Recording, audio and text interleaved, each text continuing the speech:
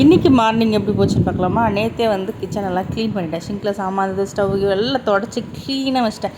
காலையில் எந்திரிச்சு பார்க்கும்போது எனக்கே அழகாக இருந்தது என் கிச்சனு. நேற்று கிச்சடி செஞ்சுருந்தேன். அந்த கிச்சடியே சாப்பிட்டுட்டு போகிறான் அப்படின்னு சொல்லிட்டான். ஏன்னா அவனுக்கு கிச்சடி பிடிக்கும். நேற்று அவனோட கம்பல்ஷனால தான் அந்த கிச்சடி பண்ணேன்.